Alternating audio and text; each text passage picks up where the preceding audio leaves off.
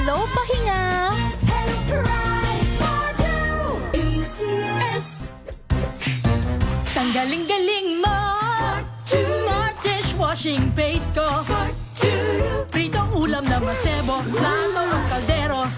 Tanggaling for everyday. Ganyan pag smart ang dishwashing paste. May double tanggaling formula. Tanggal ang sebo, tanggal ang bakterya. Bahid para walang bahid, linis fantastic sa metal at plastic. Number 1 ko to!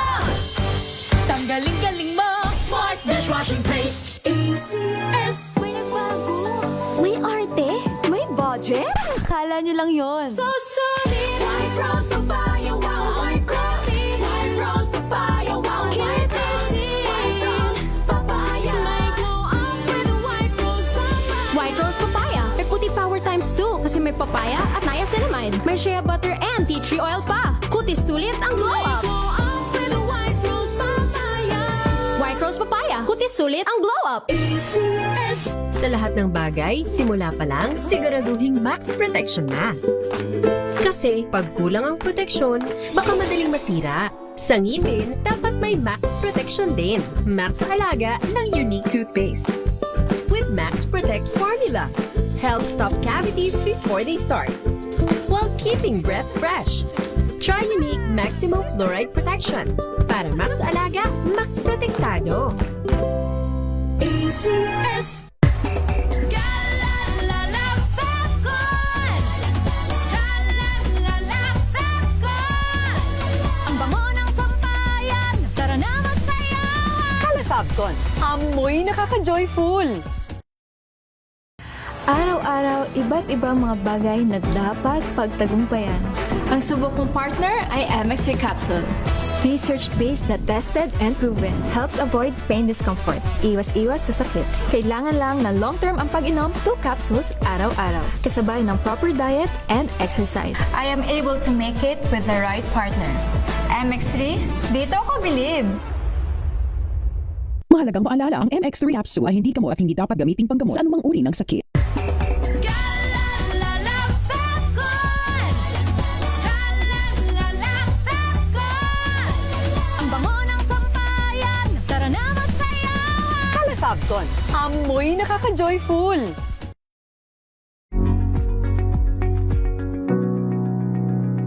This portion is brought to you by ACS Manufacturing Corporation, ISO certified, maker of world-class quality Pride detergent.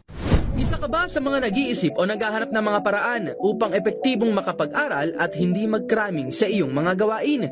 Ngunit nahirapan ka dahil maraming factors na umahadlang kabilang na ang iyong oras. May isang teknik na inirekomenda dyan ang mga eksperto.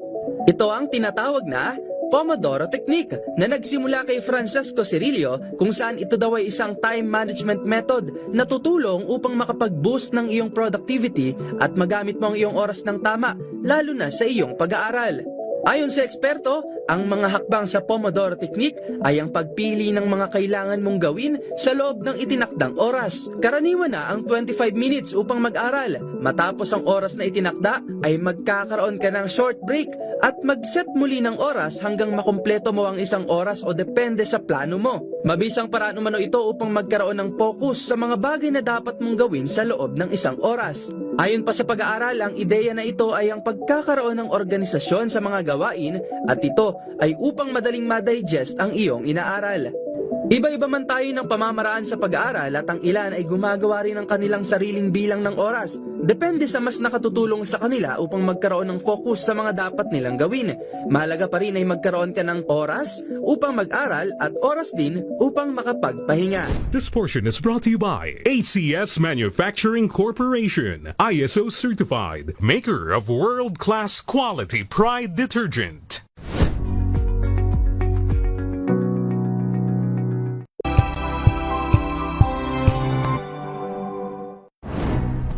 Good vibes ang hanap mo? Dito ka na sa sigurado!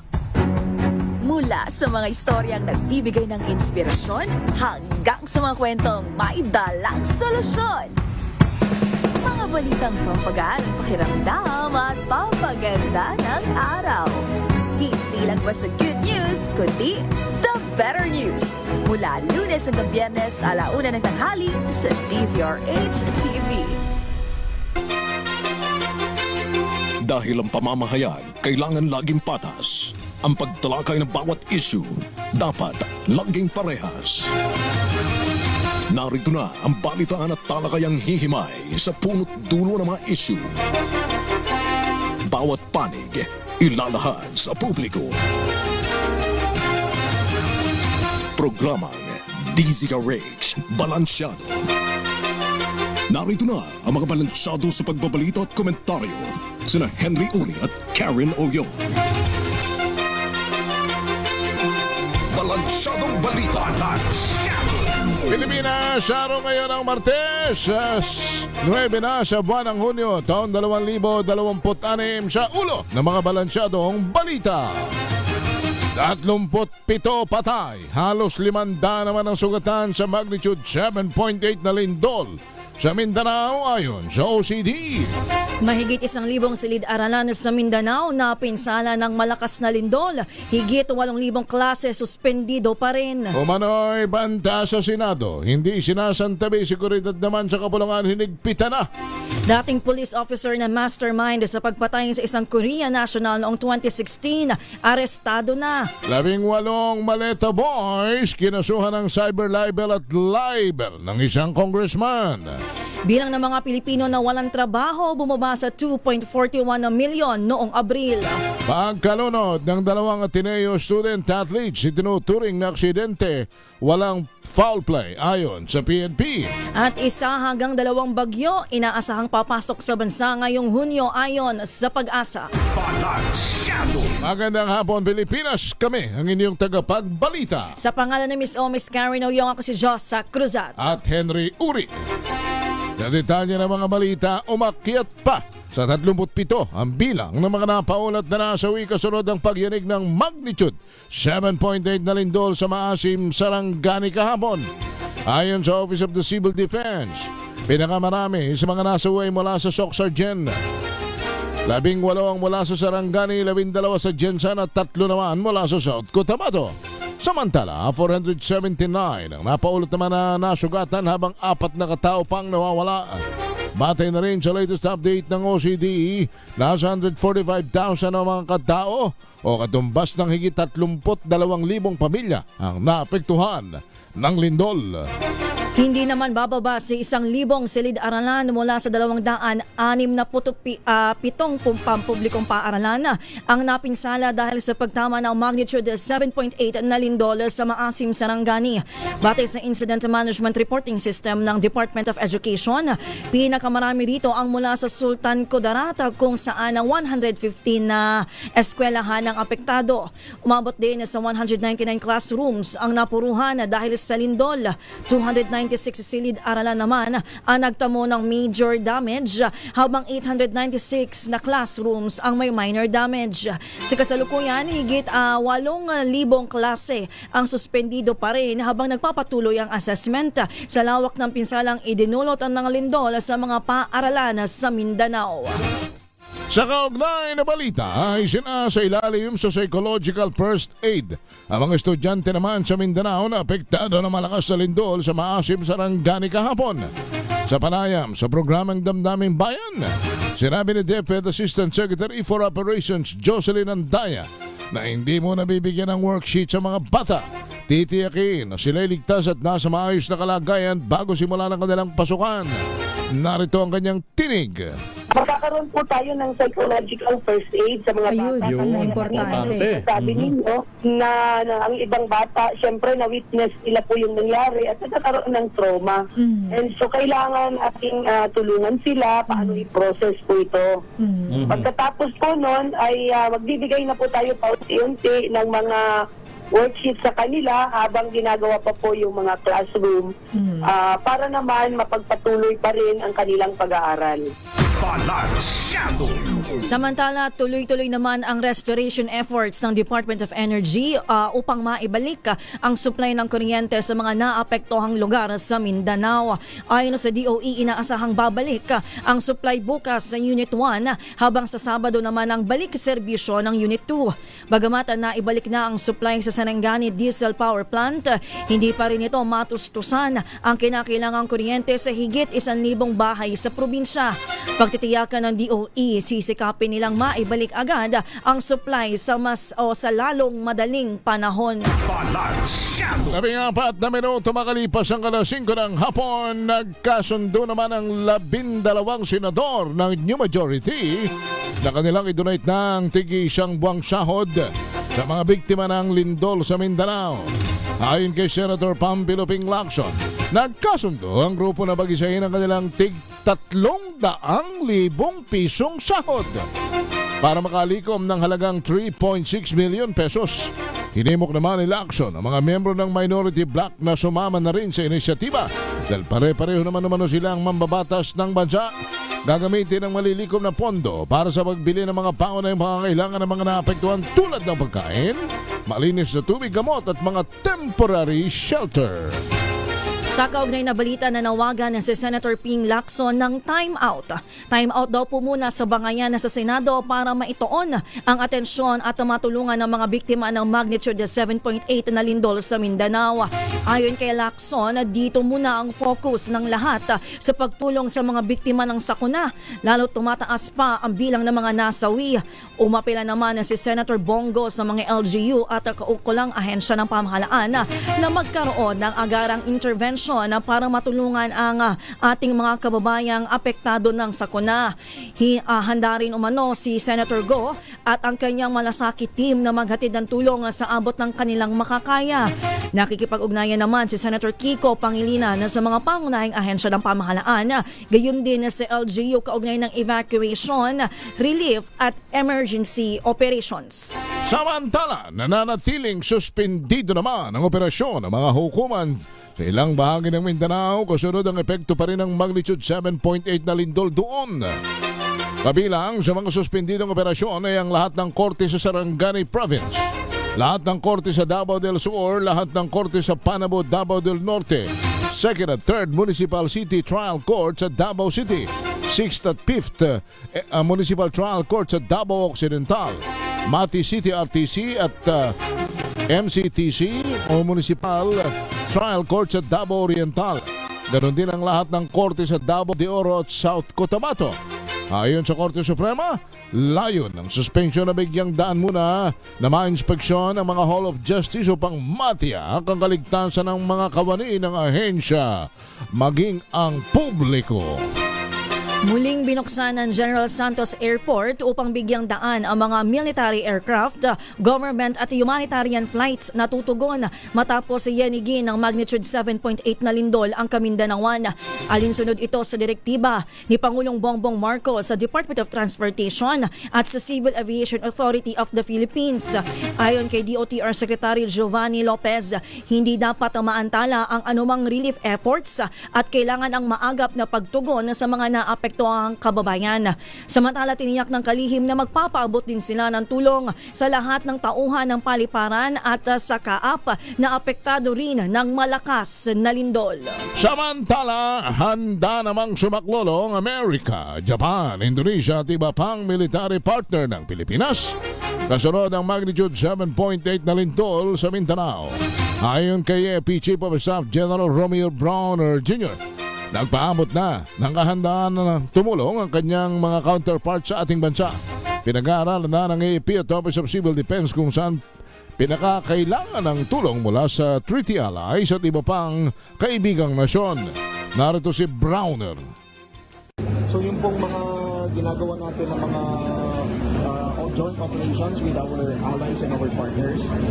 This is one concrete example kung saan po tayo talagang nagtutulong-tulong para sa ating mga kababayan. At sana po ay hindi na masyadong malawak yung destruction na nangyari. Sa iba pang mga balita, ibinunyag ni Acting Senate President Win Gatchalian sa DZRH na may banta sa seguridad ng Senado. Sa panayam sa programang 2x2, sinabi ni Gatchalian na naghigpit na ng seguridad sa Senate premises kasunod ng natanggap na intelligence report. Ito ay para matiyak ang kaligtasan ng lahat ng mga senador at ang mahigit 2,000 kawani ng kapulungan. Narito po si Acting Senate President Win Gatchalian. Meron kaming, di ko lang ma-disclose, no? Parang merong mga intelligence na rin. ang NBI na merong banta na pwedeng mangyari sa Senado at kailangan ho kami mag-adjust ng security efforts, no? Kailangan ho talagang maghigpit at mag-adjust pa ng mga security protocols, no? Dahil nga ayaw natin may mangyari ulit, no, sa ating mga empleyado at sa mga senador. Hindi naman sinagot ni Gatchalian ang tanong kung konektado ang mga banta sa Senado sa umugong na ulat na lulusubin ang Malacanang sa darating na Independence Day. Tanging tiniyak ng senador na hindi binabaliwala ang anumang banta sa seguridad sa mataas na kapulungan at iba pang mga ahensya ng gobyerno. Pakinggan muli natin si Gatchalian. Hindi tayo pwedeng maging kampante. Dahil kung may mga ganyan intelligence information, dapat ho seryosohin. Yes. At lahat ng banta ay dapat ho seryosohin. Kaya nag-a-adjust rin ho kami. At ang Sergeant at Arms rin po ay nagbibigay rin po ng, inaayos, no, yung security protocols ho sa loob. Samantala, sa kaunay na balita, sineseryoso ng Armed Forces of the Philippines ang mga ugong ng banta sa seguridad kaugnay ng pagdiriwang ng Araw ng Kalayaan sa June 12. Ayon kay AFP Chief of Staff General Romeo Browner Jr., nakarating sa kanilang kaalaman ng ulat na may nakakasang pag-atake sa Malacanang sa darating na Biyernes kasabay ng mga social media posts na nanghihikayat ng mga pagkilo sa Independence Day. Unang inilutang ng kolumnistang si Mantulfo ang naturang balak na plano umano ng isang pro-Sara na religious group. Pero nilinaw naman ni PNP spokesperson Police Colonel Alan Reyco na sa panig ng Campo Crame ay wala naman silang natatanggap na validated intelligence hinggil sa nasabing banta. Samantala, malinaw ang naging halalan sa sesyon sa Senado noong June 3 na iisa lamang ang acting leader ng mataas na kapulungan. Ito ang naging sagot ni Acting Senate President Win Gatchalian sa posibleng power sharing sa pagitan ng dalawang block sa Senado. Sa panayam ng DZRH News, iginiit ni Gatchalian na hindi posible ang power sharing dahil iisa lamang ang inihalal na Acting Senate President. Naritong muli si Senator Win Gatchalian. Doon sa June 3 session, klaro kung sino ang hinalal na Senate President pro tempore at klaro rin kung sino ang dinesignate at acting Senate President. No? So klaro naman doon kung sino po ang mga dinesignate at hinalal. At tayo po yun, isa lang. No? So kaya hindi ho posible yung power sharing dahil isang tao lang po ang hinalal. Samantala, pinag-iisipan naman ni dating Congressman Mike Defensor kung sisiputin pa niya ang National Bureau of Investigation kaugnay sa sampinang ipinadala sa kanya. Tinawag niyang double hearsay ang impormasyon ni NBI Director Attorney Melvin Matibag na sinuhulan naman niya ang 18 nagpakilalang dating sundalo ng tigli 5 milyong piso. Tanong ni Defensor, pwede ba ang maging kasong kwento-kwento lamang? Wala naman na niyang problema na magpunta siya sa NBI pero nakakatawa ang alegasyong ugat ng pagpapatawag sa kanya ni Matibag.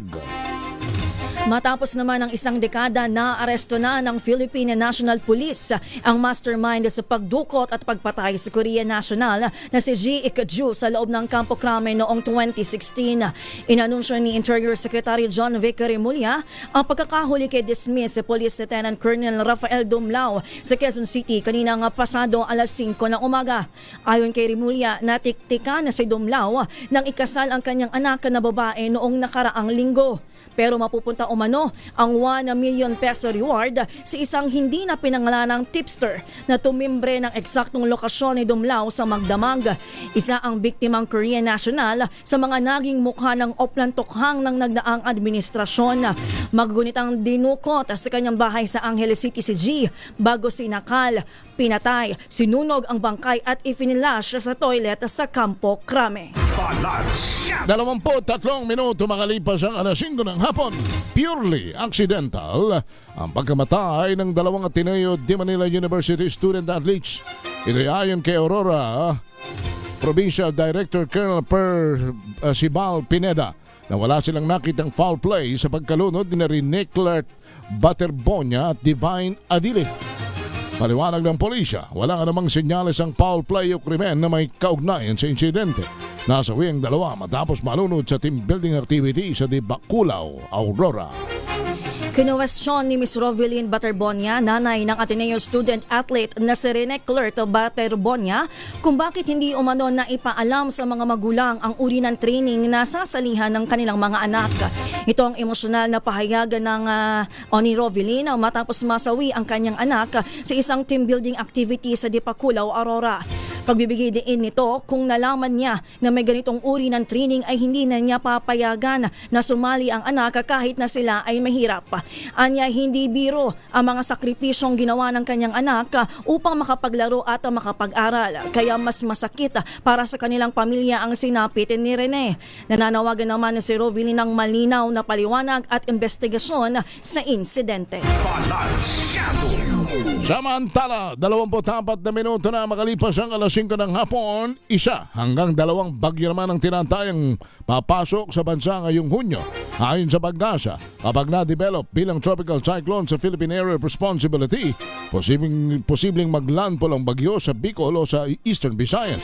Sa ngayon ay wala pa namang namomonitor na sama ng panahon ng Pag-asa sa labas ng PAR. Samantala ay naasahang magdudulot ng pag-ulan sa kalurang bahagi ng Hilaga at gitnang Luzon ng southwest monsoon o habagat. Maaari namang makaranas ng localized thunderstorm ang nalalabing bahagi ng bansa kabilang sa Metro Manila. Nabawasan ang bilang ng mga Pinoy na walang trabaho noong Abril sa kabila ng epekto ng mga nakalipas na oil price increase sa bansa. Ayon sa Philippine Statistics Authority, ang jobless rate noong Abril ay naitala sa 4.7% o mas mababa kumpara sa 5% noong Marso. Ito ay katumbas ng 2.41 milyong Pinoy na tambay o walang trabaho. Naitala rin ang pinakamataas na April unemployment rate simula noong 2022 nang maitala sa 5.7% ang jobless sa labor force. Nangangahulugan na 47 sa bawat 1,000 Pinoys ang walang trabaho sa nabanggit na pagkakataon. Batay sa datos, aabot sa 240,000 ng bagong pasok sa labor force na ang karamihan ay nasa edad 15 years old hanggang 24 years old. Binawi na ng Pilipinas ang importation ban sa poultry products na nagmumula sa bansang Argentina. Sa pamamagitan ng Department of Circular 29 na nilagda ni Agriculture Secretary Francisco Laurel, pinapayagan na muli ang pag-angkat ng mga domestic and wild birds, karne ng manok, itlog at mga day-old chicks mula sa nasabing bansa sa South America. Kinuha ng ahensya ang hakbang matapos naman kumpirmahin ng mga Animal Health Authority sa Argentina na tuluyan ang naresolba ang kaso ng highly pathogenic avian influenza sa kanilang teritoryo. Ayon sa kagawaran, bagamat hindi ang Argentina ang pangunahing poultry supplier ng bansa, ang pagbawi sa ban ay naglalayong magbigay ng karagdagang mapagkukunan ng supply upang mapalakas ang food security ng Pilipinas. Umakyat naman na sa 30 ang nasawi sa gumuhong siyam na palapag na gusali sa barangay Balibagaw, Angeles City sa Pampanga. Ayon sa BFP Central Luzon, na-recover ang huling biktima 12:18 kaninang madaling araw, ilang oras matapos maialis sa guho ang pang-29 na biktima kagabi. Patuloy ang verifikasyon ng mga otoridad upang matukoy ang pagkakakilanlan ng huling biktima. Samantala, pumasok na sa ika-17 araw ang search, rescue, retrieval at clearing operations ng mga otoridad sa lugar. 28 minuto na makalipas ang alas 5 ng hapon. Sumayin nyo na ang mga balita sa Balansyado. Kami ang inyong tagapagbalita. Ako po si Josa Cruzat. At Henry Uri. Balansyado. Ang oras na yan.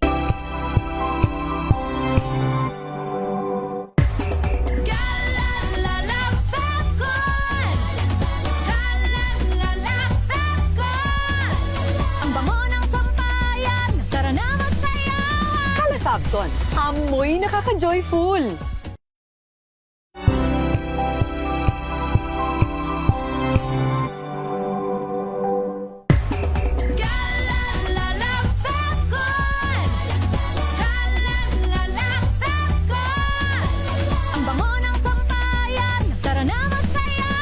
Kalafabton, amoy nakaka-joyful.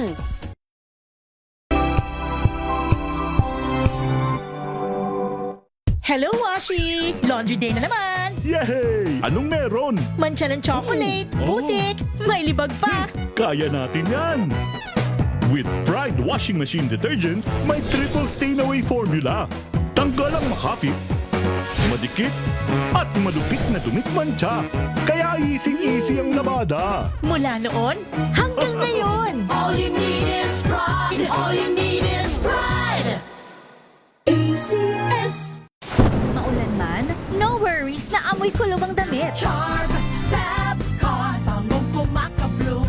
Tanggal amoy kulog sa bango ng charm. Kaya gamit ko, Charm Fab Con with Bloom Fresh technology. Kills 99.9% of kulob-causing bacteria. May aroma burst pa of thousands of flowers and berries. Ang sampay sa loob, no amoy kulob. Bangong kumakabloom sa charm. Charm Fab Con. ACS. Tinesting, sinuri, siniyasan. Ang resulta? Super effective ang Shield sa pagpatay ng bakterya at virus. Shield Antibacterial Soap. Believe ang mga eksperto sa Philippine Nurses Association. At si Mami. Tiwala ako sa Shield. Shield Antibacterial Soap. Napatunayang mabisa. Ang mga nurse, tiwala. ACS.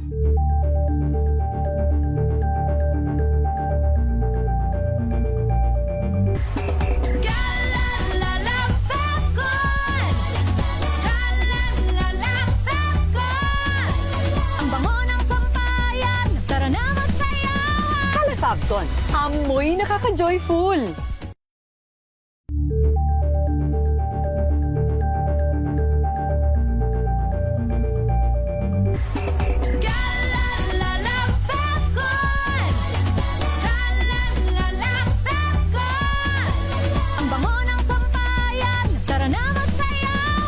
Fabcon, amoy nakaka-joyful.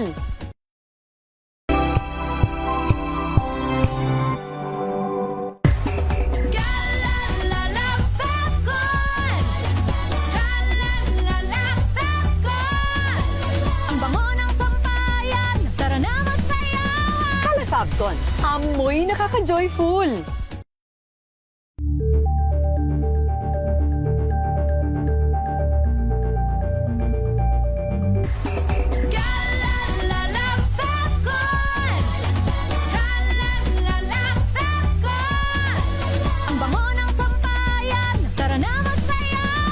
Fabcon, amoy nakaka-joyful.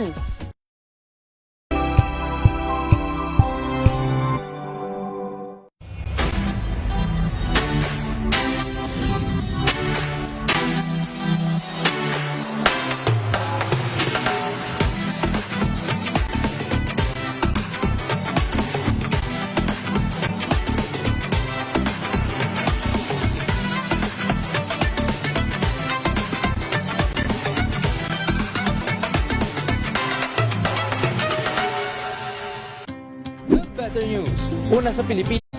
Una sa Pilipinas. NBS, Trending and Bara Show. Nakahandang sa ating balitan mga kaibigan sa Rapido Hanaw.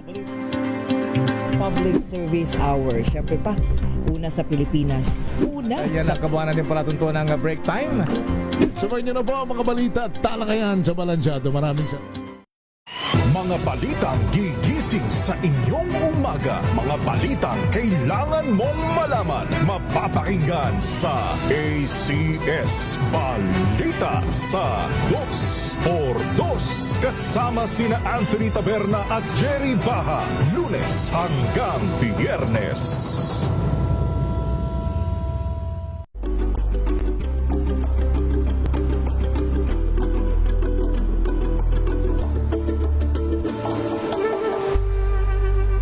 Alamin ang mga maiinit na isyung kailangan mong malaman. Usapin sa pamahalaan, politika, ekonomiya at kabuhayan. Ito ang mga dapat mong malaman, pakialaman at pag-uusapan dahil kayo ang tinig ng mamamayan dito sa Damdaming Bayan.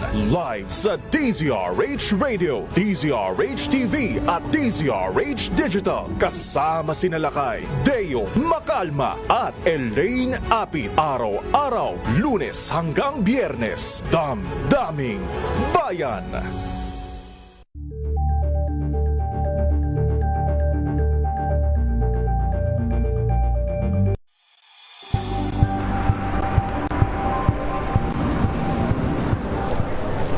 Pa rin ang ating mga eksperto. Dito lang sa Expert Opinion. Ito ang Trending and Isang kwento, iba't ibang anggulo. Dito sa Point. Bawat pananagutan ating tatalakayin dito sa Hoy, Bawal Yan. Pilipino, dito lang sa music, matchable entertainment and lifestyle. Ito ang MBC TV Network News. Una sa Pilipinas, una sa Pilipino.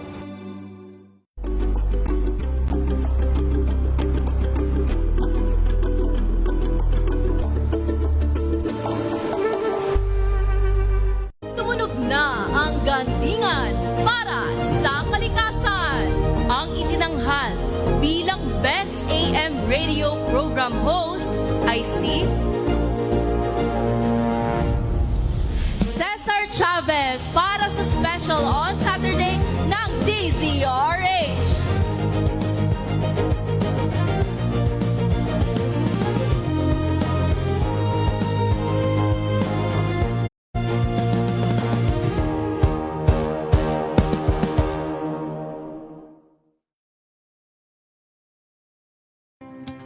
Samahan niyo po ako hanggang 7:30 ng gabi. DZRH Usapang Liga. Magandang gabi Pilipinas, Metro and Mega Manila, nas extension sa DZRH at RHT. Naray si Bayan. At Kisses Habswan. Para sa DZRH, una sa Pilipinas.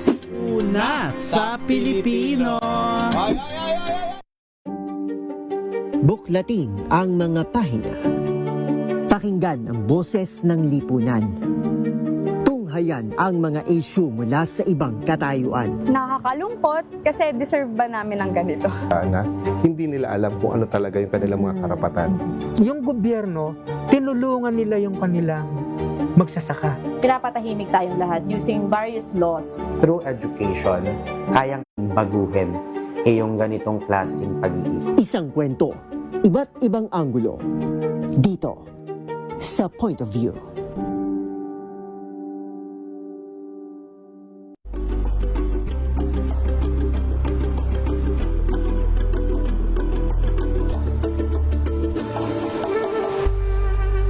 Tambalang Anthony Taberna at Jerry Baha ang gigising sa inyong umaga dahil lalatay ang humahagupit na diskusyon at komentaryo Lunes hanggang Biyernes sa 2x2.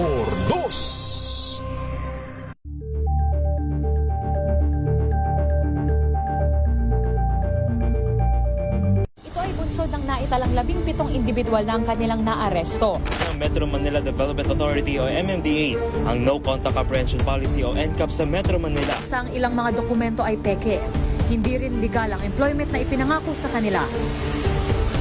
Sa mata ng batas, mananagot ang sangkot at may sala.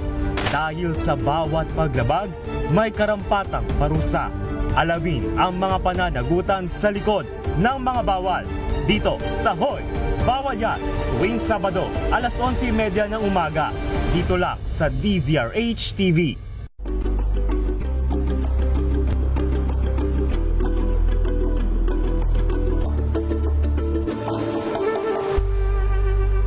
Tumunog na ang gandingan para sa kalikasan.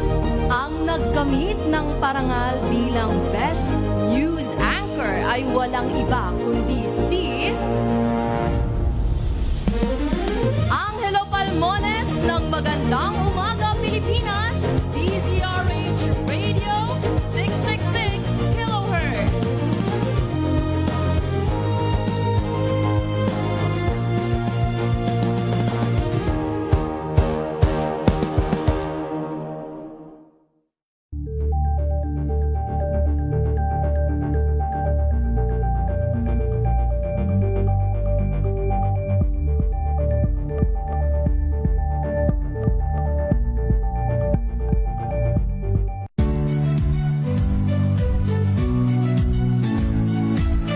Magandang araw mga kaibigan. Ito po ang inyong balerina ng bayan, si Lisa Makuhay Lizalde, na nag-aanyaya sa inyong samahan kami at ang aming mga espesyal na panauhin para sa kalahating oras ng masayang kwentuhan sa aming programang Art to Art, kung saan ang usapang sining at kultura ay para sa lahat. Huwag kaliligtaan, tuwing linggo, alas 3:30 ng hapon, dito lamang sa DZRH Radio, DZRH TV, at via online streaming.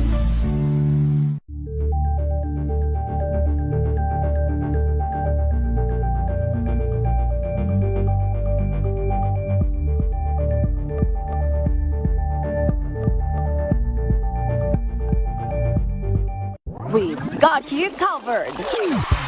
From the hottest hits, exclusive interviews, kilig to the bones fan meet experience, and hataw. At this point in time, our utmost priority is no other than what happened dito ho sa ating binabantayang nilindol na mga rehiyon dyan ho sa Kamindanawan. At yun hong mga usaping politikal at anuman pong mga sigalot, bakayan ng mga nagpipingki ang pangkat ng minority at majority, ano pa man yan, atin munang ilagay sa backseat. Huwag muna nating hindi naman natin itatapon yan, hindi rin naman natin yan ibabaliwala, pero doon muna sila sa likod. At ang nasa harap muna natin ngayon ang atin munang pagtulong-tulungan ng panahon at pansin at lakas, talino at aksyon. Ito hong ating mga kababayan dyan sa Mindanao. Kanya patuloy tayong tatawag, kukumustahin natin ang kanilang lagay, ano ang may tutulong ng mga taga-Luzon at ng mga taga-Visayas. Yung balita kong may mga senador na magdodonate ng 300,000 sahod. Isipin ninyo mga kababayan, o kada senador at congressman ay may sahod ng 300,000. Aba, ay hindi ho yan biro, 300,000. Yan ay basic. Sabi nga ng Labrady, basic. Mamaya natin pag-usapan yan. Basic na yan, na 300,000. Laki pala ng sahod, ano? Kumusta kayo riyan ng mga nagkukurakor na nagtatrabaho simula pa kaninang umaga? Kayo kayo naka-300 piso na. Ito na, si Ginoong Rombel Catolico, Public Information Officer ng Gensan. Sir Rombel, magandang hapon sa inyo. Live tayo. Si Henry Uri po sa DZRH. Magandang hapon po, Henry. Sir Rombel, kumusta kayo ngayon dyan sa Gensan? Ayaw kong itanong ito pero para lamang sa impormasyon natin, hopefully yung mga bilang po ng mga nasawi hindi na nadagdagan, sana'y wala naman kung tutuusin. Okay, matapos po ang naganap na lindol na kung saan ang Gensan naka-experience ng intensity peak galing sa magnitude 7.8 na earthquake, of course ang Gensan ay patuloy na lumalaban at patuloy na bumabangon. Apo, may mga nasawi rin ba riyan sa inyo? Of course, ito po ang as of 2 p.m. ngayong araw, no? Ang fatalities natin or mga namatay, 13. Nasa 13 po. 13? Ang ating injured, opo, 13, 13. Yung 13 yon, mga nabagsakan ng mga gumuhong gusali? Yes, opo, yung mga yung mga na-trap ang iba, meron din siya nalunod. Opo. Nalunod? Yes po, sa isang resort dito sa Gensan po. Bakit na dahil sa sumagwak ang tubig, paano nangyari at nalunod po sila? Parang ganun po ang nangyari, dahil nasa dagat po ito at during earthquake, kaya siguro parang hindi niya na igalaw or hindi ko ma-describe kung ano po ang nangyari, pero parang ganyan po ang Oo. nangyari. So kumalog, Umatras ang tubig. umakyat, umatras, umakyat, tapos para silang idinuyan pabalik-balik ng tubig, ano? Opo, parang ganyan. Oo. Sige po, nako, nakikiramay tayo. And then, ang injured po, Apo. ang injured is 202, 202, 202. And then, ang missing 4. Yan po. Yung mga missing, And then, ang affected, yes, ang mga missing po, yung mga missing ho ay nasa sa anong mangyari ang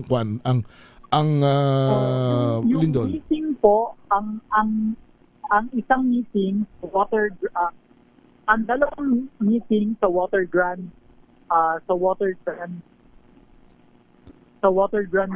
Resort po. Aha. At saka ang dalawa nasa Save More Kalumpang. Oh, yung dalawang nasa resort, yun yung sinasabi po ninyong doon din nangyari may namatay.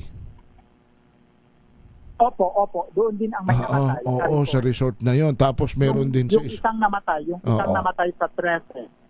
Tapos meron din doon sa Gumuhong Grocery Store.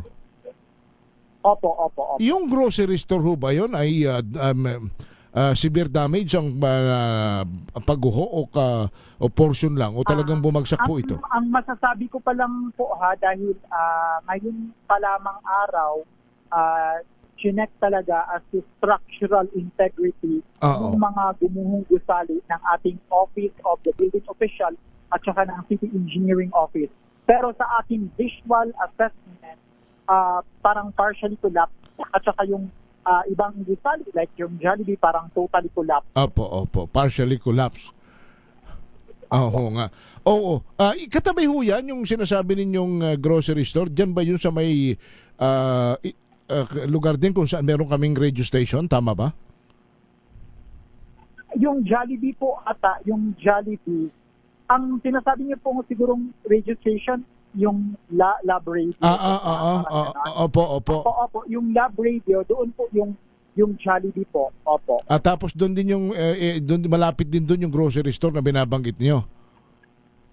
Opo. No, ang grocery store malayo po. Malayo. Ang grocery store. Oo. Yung mga injured po, definitely yun ay nasa mga ospital ninyo riyan. Kumusta ang serbisyo ng ospital? Hindi ho ba nagkaroon ng major interruption dahil sa lindol, yung mga ospital? Ano po? Yung mga ginagamot sa mga ospital, hindi naman ho na nagkaroon po ng major interruption sa mga ospital. Actually, kahapon po, inikas nila sa labas para at least ma-check ngayong araw din po yung mga gusali ng ating hospital. 7 hospitals po dito sa Jensen. Actually, hindi ko lang masasabi kung partially pero sa akin talaga partially damage po pero functional naman po. Ayan. So yung mga ospital nyo riyan, may mga na-damage pero functional naman. Opo. Functional naman po. Ilan na mga kababayan po ninyo riyan na nasa mga evacuation center ngayon at ano ang mga pangangailangan po pwedeng maitulong naman ng gobyerno at namin din yung mga taga-Luzon? Actually po, pagkain at tubig ang pangunahing kailangan po ng ating mga kababayan. Pero as to sa mga evacuation centers, parang wala na po sila sa mga evacuation centers at nakauwi na sa kanilang mga tahanan. Pero dinadalhan kung meron man minimal po ang mga nasa evacuation centers. Pero dinadalhan pa, kailangan pong dalhan pa rin ang mga pagkain at iba't ibang mga kailangan. Opo, ng City Social Welfare and Development Office. Opo. Yung City Social Welfare ninyo, na-supplyan na naman po kayo from the national government na mga immediate na kailangan. Of course, ang ating national government nagtulong din, bumaba dito sa Jensen. Apo. In fact, kahapon na, nandito sila Secretary dito ng DPWH, Apo. Secretary Rex Gatchalian ng DSWD, DOH Secretary Dr. Herbosa, at saka si Dr. at saka ang head po ng National Disaster Reduction risk reduction po. Apo. NDRMC. Kumusta po ang economic activity riyan? Kumusta naman? Tuloy-tuloy ba? Economic activity, samantala po because kanina lamang po nag-check ang ating mga otoridad at ang kanilang mga kumpanya ng kanilang mga sariling structural engineers para ma-ascertain po kung safe ang kanilang mga natawag niya na gusali. So tuloy pa rin, marami pa rin ang bumalik na. Sarado pa rin ang karamihan sa mga establishmento sa lungsod ng Jensan. Naku. Pero yung mga ibang nagtatrabaho, di pansamantala walang trabaho o nakakabalik na rin yung iba sa paghahanap buhay?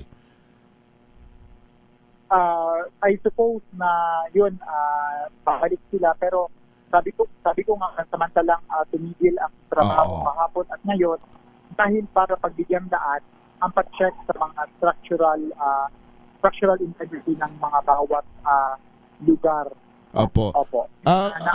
Ang Jensen po ay kilala sa napakasarap at sa mga sariwang tuna. Kumusta po ang bentahan at ang pagsusupply ng tuna ng Jensen? Of course, may mga reports yun kahapon na parang may factory ata na apektuhan. Pero hindi ko sigurado nga if tuna factory yun. And yung mga, of course, ang tuna naman, kahit pa paano, warehouse pala yun ang kahapon. Isang tuna warehouse lang naman yun ang parang medyo na-apektuhan. Pero as to sa bentahan, ako I suppose na hindi yan ma-apektuhan dahil ay paano pagkain pa rin. Sir, para doon sa mga taga Luzon, Visayas, mga nasa abroad na may kamag-anak at mga naririyan po sa General Santos na nag-aalala, ano po ang maaari po ninyong mensahe doon sa mga nag-aalalang kamag-anak ng mga taga riyan? Para po sa ating mga kababayan, ipagpatuloy niyo po na ipagdasal ang ating lungsod ng General Santos and para sa mga tawag niyan makabuluhan at makatotohan ng impormasyon, sundan ang LGU Jensan FB Tatak General. LGU Jensan Tatak General. Yun, opo. At may panawagan pa ba kayo sa ating mga national government sa mga tao po na maaaring magdala ng tulong pa? Maraming salamat po sa lahat ng tumulong at nagpaabot ng kanilang mga tulong sa lungsod ng Jensan. At welcome po kayo sa inyong pagpaabot ng tulong at welcome din po na ipagdasal niyo ang lungsod ng General Santos. Opo. Yung palang turismo ninyo, yung mga may schedule na pasyal diyan, wala namang problema po. Yung mga hotel, yung mga ang commercial flight po up to this date, ang alam ko wala pa rin po. Pero as per ka-up order, ang pinapayagan at pinapintulutan lang ay yung mga for humanitarian purpose. And of course, yung mga national agencies and authorities natin na pumupunta sa Jensan ang pinapayagang makalapag sa ating pandaigdig na palitaran ng Jensan. Pero yung mga hotel naman ay bukas? Ang mga hotel naman po, of course, may mga ilang hotels na open, pero meron din pong ilang hotels na pansamantala, of course, inaano po sila yung subject for check ng ating Office of the Building Official and then the City Engineering Office. In fact, 7 hotel ang merong structural damage. 7 hotel? Hindi naman major damage? Opo. Hindi naman, as what I have said, hindi po ako sa posisyon na makapagsasabi dahil kanina pa lamang po naganap ang assessment po as to structural integrity. Ang makapagsasabi lang po kung totally or partially damaged ang Office of the Building Official at ang ating City Engineering Office po. Alright. Sige po, maigi naman at nababanggit po ninyo at least yung ating mga kababayan ay may background na kung ano ang iintayin pa nila na pagsasaayos ng inyo pong lungsod. Mr. Catolico, salamat ng marami sa inyo. Maraming salamat, Henry, at ipagdasal niyo po ang chat.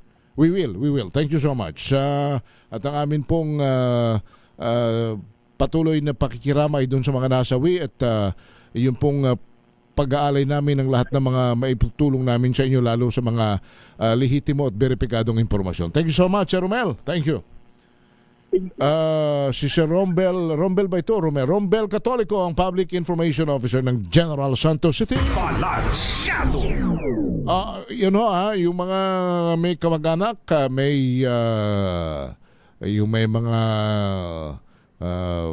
siguro tawag kayo ng tawag at madali na naman ang komunikasyon po ngayon, pero siniguro naman sa atin na sa interview natin ito, partially, ibig sabihin hindi naman ganun ka-severe at hindi naman ganun kalaki ang mga damage diyan po sa General Santos City. Bagamat may mga nakikita kayo ng mga building kagaya po ng building na kinatatayo ng aming istasyon, at least na batay sa sinasabi sa atin ng kanilang Public Information Officer ay gumagana ang ospital, ang mga hotel, mga tindahan, bagamat meron pong mga struktura na kinakailangan pang i-check, pero hindi naman po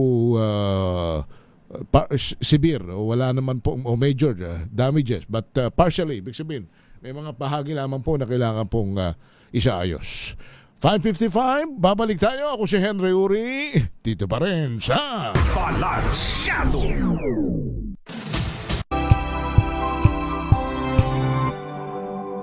Curious ka ba sa maraming bagay? Kami na ang bahala dyan. Aalamin, tutuklasin at bibigyang linaw namin ang mga katanungang bumabagabag sa inyong isipan. Sa programa kung saan ang bawat sagot ay galing lamang sa mga eksperto. Ang Expert's Opinion, tuwing linggo 3:00 ng hapon, dito lang sa DZRH TV.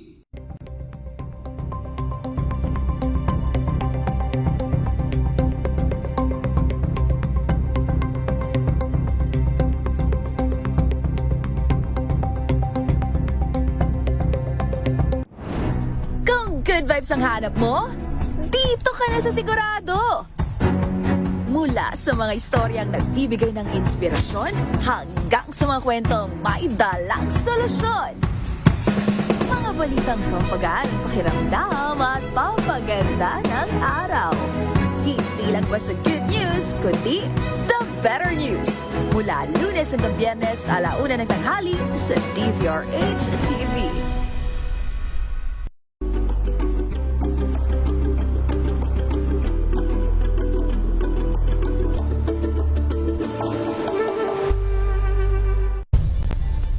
Nagsimula sa pangarap hanggang sa maabot ang tagumpay. Iba't ibang kwento, iba't ibang mukha ng atletang Pilipino. Mas pinatindi, mas pinalakas, at mas pinaaksyon sa Match Point tuwing Sabado, 12:30 ng tanghali sa DZRH TV.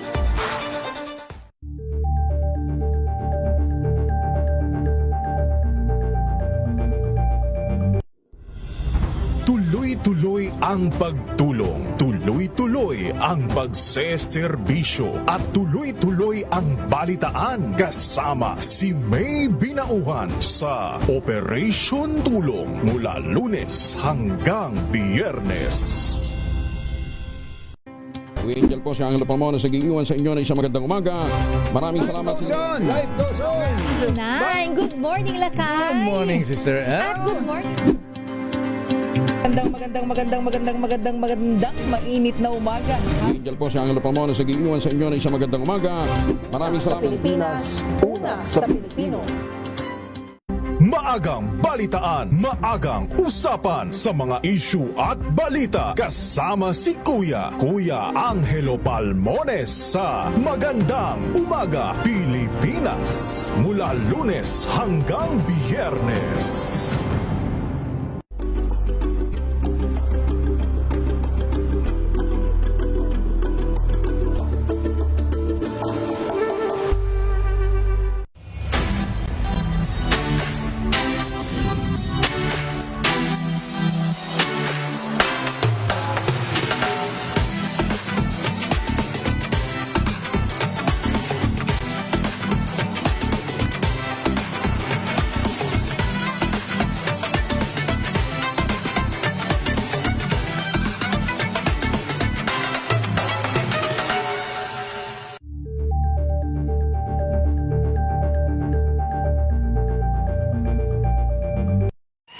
Mga balitang gigising sa inyong umaga. Mga balitang kailangan mong malaman. Mapapakinggan sa ACS Balita sa 2x2. Kasama sina Anthony Taberna at Jerry Baha. Lunes hanggang Biyernes. Better News. Una sa Pilipinas, una sa Pilipinas. NBS, Trending and Bara Show. Nakahandang Sa ating balitan mga kaibigan sa Rapido Hataw public. Bansang minamahal. Balansyado. Kayo ba'y pasyente ni Dr. Tony Liachon? Kasi may mga kaibigan tayo na nais magpakonsulta kay Dr. Tony pero nabalitaan daw nila na sinuspindi ng 6 na buwan ang ika sa akin ano baga pagkaaga na suspindi ay hindi na makakapanggamot? Hindi na makakapagreseta? Yun ang worry nung ilang mga nakakausap natin. Pero ito ay for academic discussions. Ang doktor ba pagka nasuspindi ay hindi na makakapagreseta? Mayroon bang batas na ganyan na hindi na siya pwedeng konsultahin? Hindi na rin ba siya makakapag-opera? Yung mga ganyan Hindi, kasi nga, suspendido may mahaba-haba yun, 6 na buwan. Paano ika kung halimbawang doktor mo si Dr. Tony? Sinuspindi ng 6 na buwan. May mga naka-schedule ka sa kanya. Ano mangyayari kaya noon? Kausapin natin, titanong natin mismo kay Dr. Tony Liachon yan. Nasa linya natin, Dr. Tony, magandang hapon magandang gabi sa inyo. Hi Henry, at magandang hapon sa iyo. Kasi nga kaya rin ako napatawag sa inyo, pagka daw kayong mga doktor ay suspendido, lalo in your case, 6 months po ito Kayo ba'y makakapagreseta, makakapaggamot, makakapag-opera, pwedeng konsultahin? Yes, kasi may PRC card ako, Professional Regulation Commission. Yung PCP, yun yung aming tinatawag na honorary degree after passing the diplomate. Kukuha ka ng exam, ang tawag sa diplomate. After 1 year, bibigyan ka ng honorary title fellow. So hindi ko lang ma-avail yung benefits from kung 6 months hanggang December, do hindi pa final kasi June 15 yung aking appeal. Opo. Yung mga convention, mga credits. Pero nakakapag-practice ako. In fact, nag-clinic pa nga ako ngayon sa hospital, hospital. Okay. So, nakakapag-practice pa ako mga kababayan kasi yung aking PRC card intact po. Wala pong problema. You can come to my clinic po. So, yung inyong lisensya, hindi po yan apektado ng inyong suspension sa Philippine College of Physicians. Ano ba yung Philippine College of Physicians muna pala? Ang Philippine College of Physicians is a prestigious organization of internal medicine specialists, mga espesyalista. So after board exams, kung gusto mo mag-internal medicine, ikaw ay magte-training, ang tawag residency program. Pagkatapos na matapos yung program, kukuha ka ng test, ang tawag doon specialty board. Tapos, pag nakapasa ka doon, diplomate ka. Ang usually passing rate noon, mga 60%. Opo. So, ang tawag sa'yo, diplomate Philippine College of Physicians. After 1 year, pahihinugin yon, bibigyan ka na ngayon ng title, fellow. Pero naipasa mo na yung exam. So parang it's an honorary title, no? Pero ako ay past president ng Philippine College of Physicians, which is the highest member in 2014. So kumbaga, parang reputasyon mo, winasak talaga ng Philippine College of Physicians. Parang pagka ikaw ay miyembro niyan at fellow ka niyan, mas mataas ang credential mo bilang doktor din. Correct. Yeah, go ahead. Pero kung nakapasa ka ng exam, ang tawag sa diplomate, pwede ka na rin tanggapin sa ospital. So yung fellowship is an honorary degree being given to you upon 1 year after passing the exam. In fact, nagbibigay tayo, ako fellow ng American College of Physicians. May honorary fellow ako kasi naging presidente ng PCP.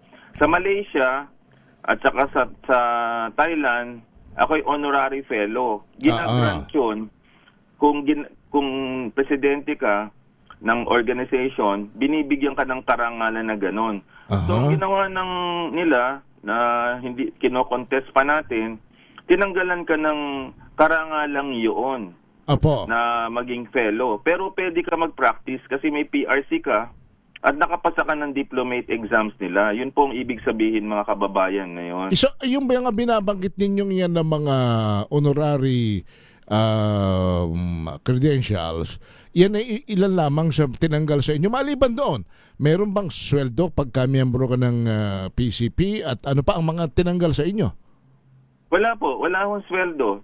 Yung mga benefits lang. Kunyari ay mag-a-apply ka ng credits para sa yung renewal ng PRC. Hindi ka makaka-join ng mga conventions nila. Yung mga CME activities na binibigay ng college. Hindi ka makaka-attend nun. Hindi ka makaka-attend ng conventions nila. Baka, tinanggalan ka ng dignidad, which is actually a deliberate approach from the PCP. With due respect, I still regard the PCP as an honorable institution.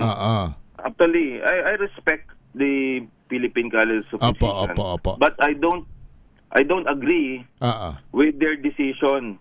Kasi ang nangyari niyan, tinanggalan kagad, nilabas nila yung 26 report nang hindi pa ako nakakapag-appeal. May 15 days ako eh.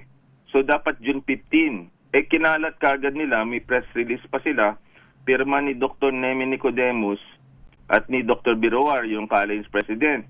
Tapos, ginawa nilang yung dating presidente, si Kenneth Hartigango, na complainant. Pero sa ilalim nito, ang tunay na talagang naghabla sa akin 1 year ago, si Congressman Janet Garin at ang mga Department of Officials. Ginamit lang si Yusek Kenneth Go na parang visual spokesperson. Pero, teka muna, Dr. Tony. Kayo ba, ano ba yung PCP? May bylaws ba yan? Ano ba ang legalidad na tinutungtungan ninyo? At ano ang mga grounds bago sa suspension ng isang miyembro?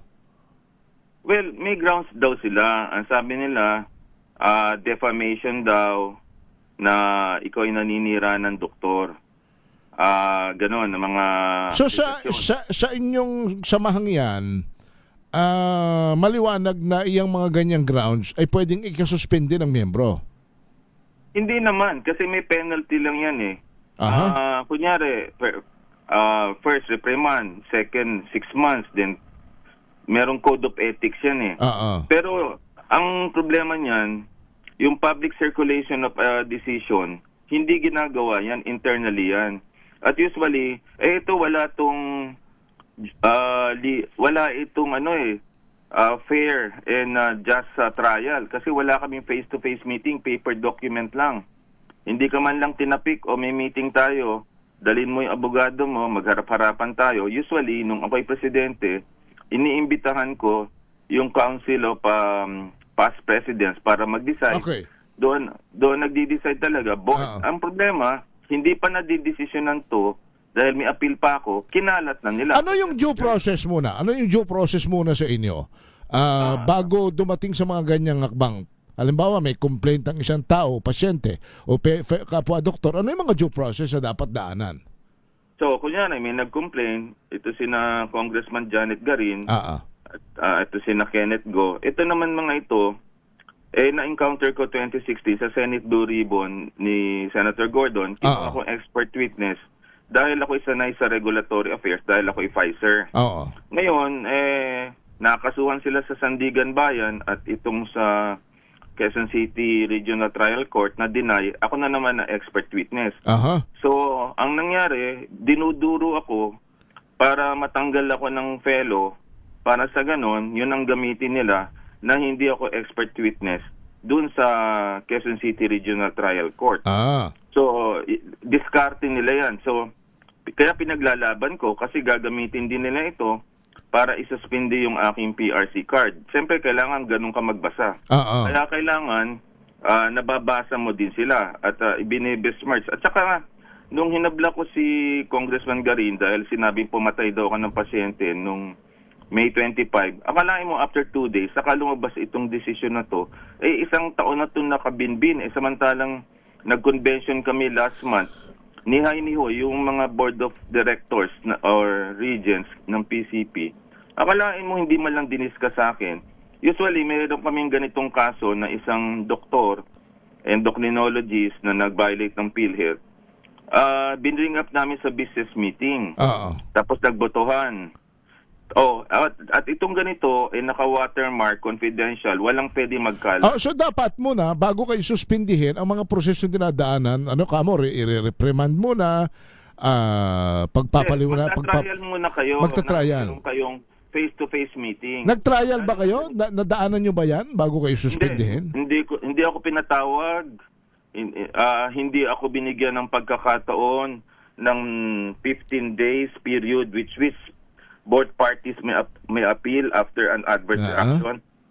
Tapos yung complainants themselves, sila Congressman Garin, yan si Kenneth Hartigan Go, publicly circulated yung 26 page and discussed the decision despite nakalagay na watermark and confidentiality warning appearing on the document before the appeal period. So may nag-leak at pumayag din ang Philippine College of Physicians.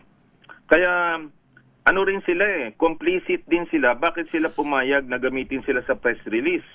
At yan ay lumabas sa pahayagan na June 5, samantalang June 15 pa ang final decision based on my appeal. So talagang merong, I respect the PCP, I'm telling you, I respect you, pero during my presidency, I expect you to be more prudent, more compassionate. So ang binabanggit ninyo ay ang grounds ay naninira kayo ng kapwa-doktor, ganun ba? Ang sabi nila, pero yun under oath ako noon sa Congress at Senate. Under case Richard. So wala kayong ginawang blog o a statement to that effect, yung mga meron ako mga blog, pero yun mga established documents na yun based dun sa aking hearing sa Senate at saka sa Congress. So ibig sabihin, at saka ito may rule ang Supreme Court na sinulat ni Marvick Leonen. Kung doktor ka like si Congressman Garin o si Kenneth Hartigan Go, may rule, ang accountability, you can exact accountability at hindi yung cyber libel or anything kasi ine-expect mo yon na gawin yun para sila'y tumino. Okay. Number 2, sa Hippocratic Oath, patients first. Ngayon, ikaw ba'y papanig dun sa mga doktor na nakabiktima allegedly ng mga Dengbaksha victims? So, kailangan ipagtanggol mo yung pasyente bago yung iyong colleagues. Kung yung colleagues mo, allegedly ang nakasakit at wala na nagdedepensa, ako na lang ang halos na natitira with another person. Kawawa naman yung mga Dengbaksha cases na 10 years na nakabinbin. Kaya ito, it's all about trying to besmirch my reputation in order I could not be expert witness on the hearing. Pero anong ibig sabihin yan? Pag wala na kayong lisensya, pati PRC ninyo tinanggal, hindi na kayo pwede mag-witness sa kaso ng Dengbaksha sa mga foregoing hearing sa Regional Trial Court ng Quezon City. Ganun ba yun? Ay, hindi. May lisensya ako So, pwede. Kasi ang expert witness ko naman, hindi naman dahil sa PCP.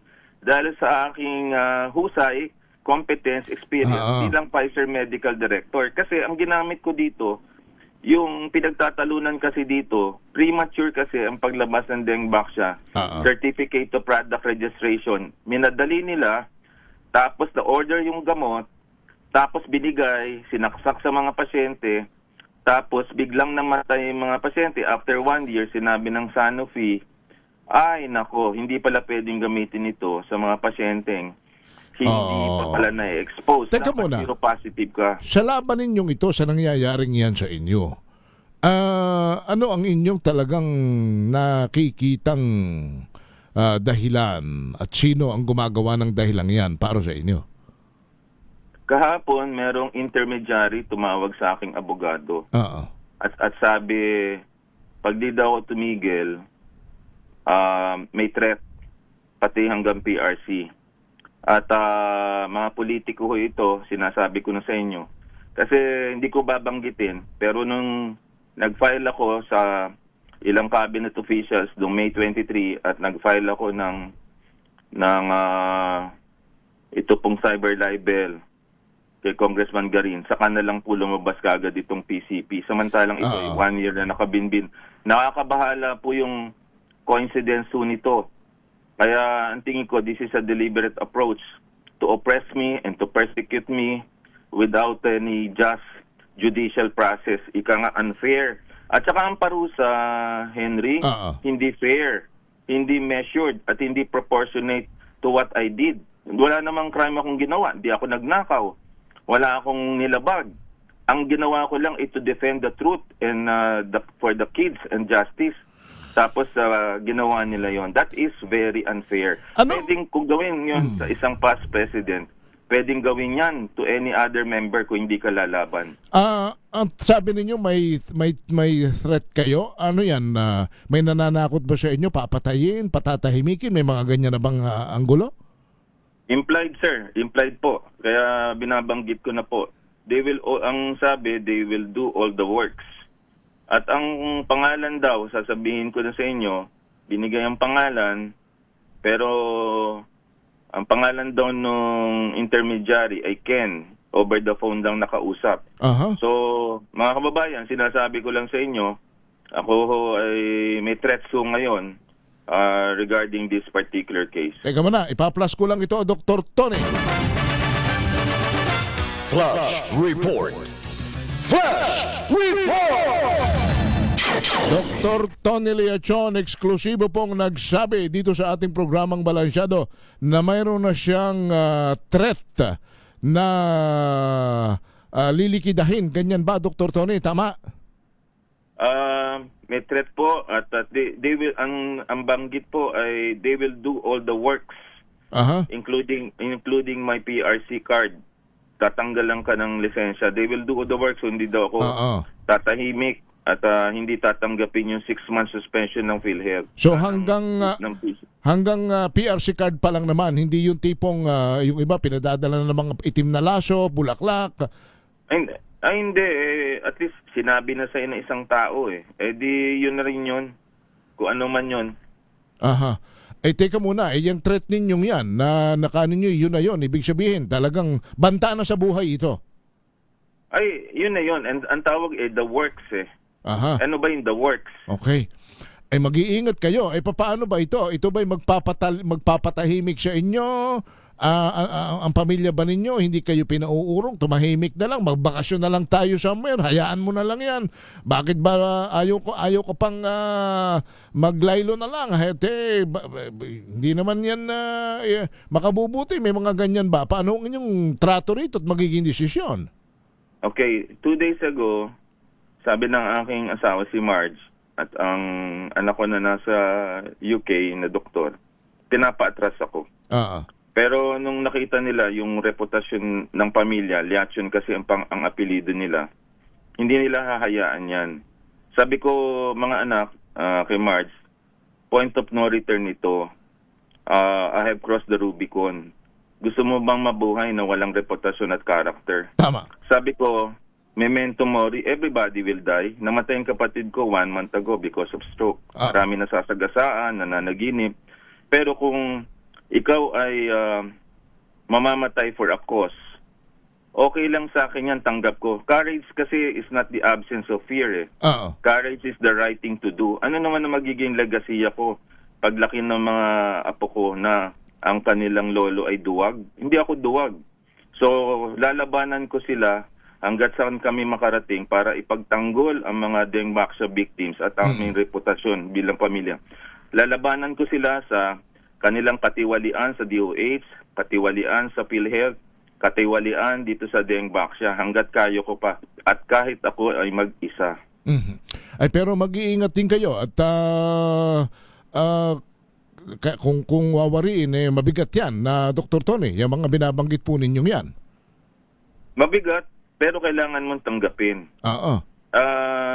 Alam mo naman ako, Henry, 20 years na ako nasa lobbying. Opo. At marami rin akong na-encounter na kaaway. Pero the outpouring of support, I received about 2,000 Vibers and messages silently. Yung iba hindi na makapagsalita. Teka pala, wala bang nagsasabing susuhulan ka na lang?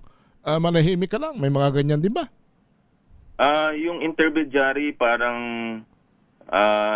tinreten ka pa. Pero suhol, hindi. At kahit magsuhol, hindi ako papayag. Oo, talagang binabantaan ang inyong buhay dahil dito sa inyong labang ito. At ipagdarasal namin ang inyong kaligtasan, Dr. Tony. At kung ito ang ginagawa ninyong ito, ay para sa ating mga kababayan, lalo na sa mga inaapit na pabayaan na sektor at nangihingi ng katarungan. Lagi naman tayong may kasabihan, dyan man sa inyo sa Mindoro, sa atin sa Batangas, sa Quezon, lagi tayong may kasabihang walang mabuting pinabayaan, Dr. Tony. Tama yun, Henry, at maraming salamat sa pagkakataon nito. Thank you. Dr. Tony, mabuhay ka. Salamat po. Magandang gabi. Si Dr. Tony Liachon, na yun ho ang pinakahuling nakuha natin na tinawagan natin kanina para lamang malaman kung tuloy pa ang kanyang klinika. Ang problema pala may banta na ho sa kanyang buhay dahil ho doon sa kanyang walang awat na paglaban sa nangyari pong katiwalian doon sa pagkakaturok. Yan na may public record na maraming namatay umano dahil po doon sa pagkakagamit ng dingbak siya. Ano ho? Nako, Dr. Tony, mag-iingat po kayo at kayo aming ipagdarasal ang inyong kaligtasan. Balansyado! Sandali muna ho, 6:21, magbabalik po tayo. This time check is brought to you by ACS Manufacturing. Wow, ang saya. Isang barangay na labada, puro mancha pa. Goodbye, pahinga. Mommy, isang laba lang yan sa Pride Bar Blue. May powerful stain-away enzymes na malupit sa dunit mancha.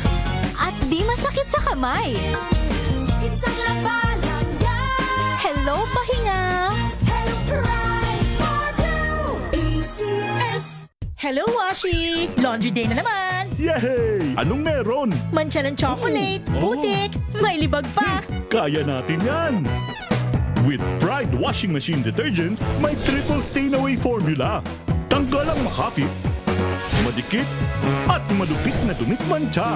Kaya easy-easy ang labada. Mula noon hanggang ngayon! All you need is pride. All you need is pride. ACS. Tanggaling-galing mo! Smart dishwashing paste ko!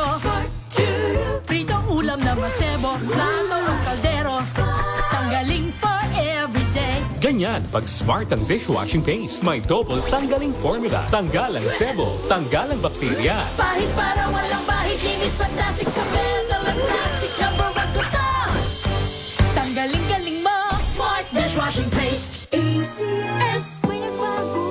May arte. May budget.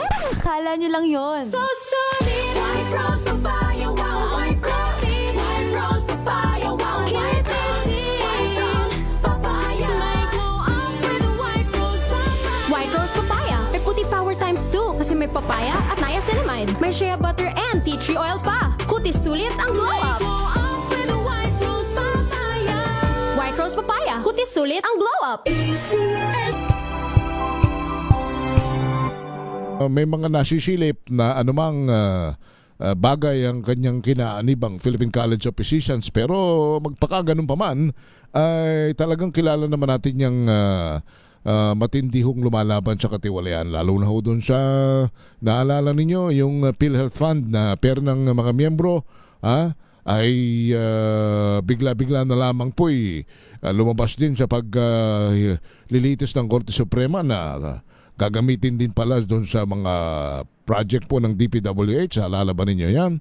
Na kanya pong ipinaglaban, nagsisigaw siya, talagang gusto niya pong papanagutin ang dapat managot. May utang na loob tayo sa doktor na yan dyan sa ang buong bayan dahil hindi lang sa impormasyon ang madibdibang kanyang paglaban sa ating mga karapatan sa kalusugan hindi po niya binibitawan. Kaya mag-iingat Dr. Tony ha. Samantala, Malacanang tinawag na basura ang testimonya ng 18 dating bodyguards ni Saldico Let Narciso. Hindi umano tatayo sa korte ang testimonya ng 18 dating bodyguards ni dating Congressman Zaldico tungkol sa pagde-deliver ng male-maletang pera.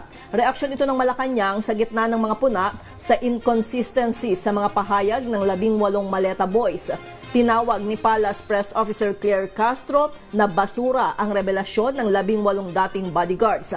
Ayon kay Castro, ang ganitong klaseng mga statement na pabago-bago ay hindi papasa sa masusing pag-aaral at pagsusuri ng korte. Ngayon pa lang anya ay nakikita na kung ano-anong klase ang kwento ng mga ito para makapanira lang.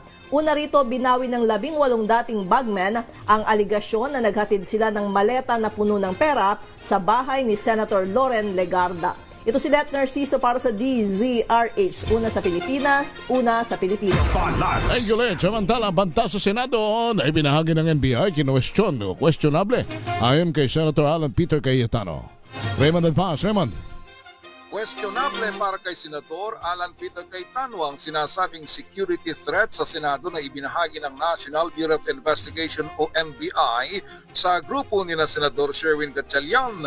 Ayon kay Cayetano, kailangang isailalim sa masusing validation ng report ng NBI. At kung may ganitong uri ng mga banta ay dapat masabihan lahat ang mga senador at mga empleyado. Duda siya sa report ng NBI dahil sa mga kaganapan sa Senado na kanilang kinasangkutan. Ang tangkang pag-aresto kay Senator Bato de la Rosa, barilan sa Senado at ang pagkampi sa isang panig nang nagtungo si Attorney Melvin Batibag sa isang pulong na ipinatawag ng Gatchalian Block.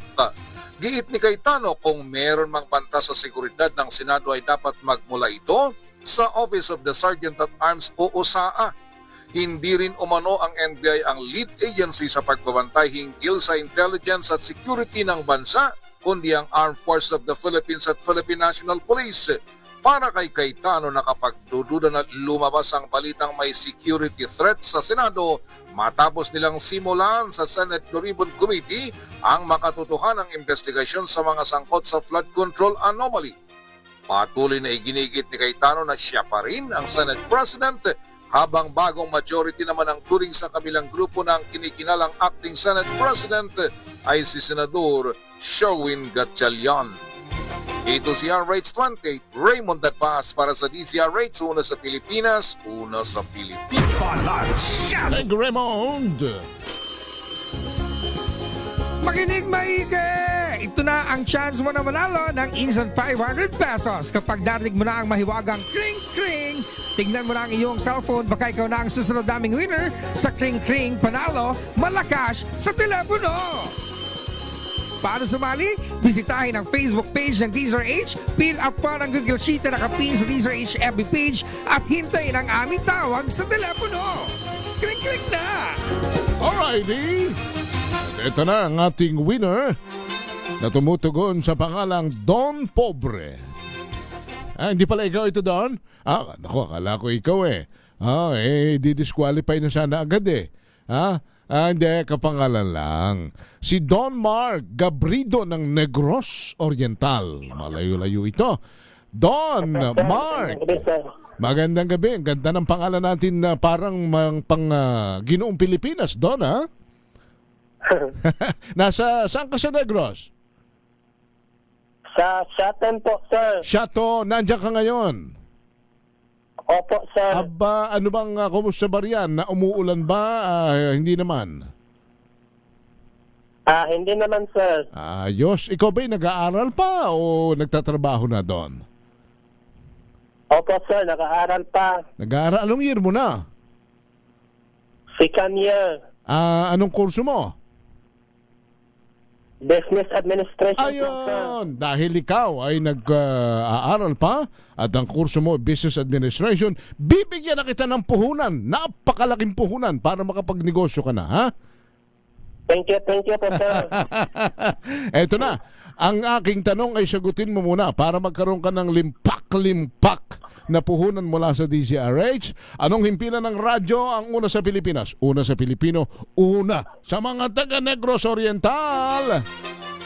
DZRH po, sir. Ayon! At dahil dyan, meron kang 500 pisong pampuhunan doon. Thank you! Ayan, salamat. Thank you, Don. Si Don Mark Gabrido, ang ating mapalad na winner ng Kring Kring Panalo Promo. Sumayin nyo na mga balita at talakayan sa Balansyado. Lagi nating habilin sa lahat at sa atin. Aba, ay kung gusto nating umasenso at umigi ang buhay, manalig, magdasal sa may kapal. Huwag gagawa ng masama sa kapwa, bagkus ay gumawa ng mabuti dahil ang paggawa ng mabuti ay hindi magbubunga ng masama. Tumulong pa sa nangangailangan lalo na ngayong panahon pong ito. Dahil help is wealth. Sa ngalan po ni Karen Oyong, na aking partner at kanina si Josa Cruzat, ay si Henry Uri Puare. Salamat ang tabayanan ng usapang legal. Balansyado.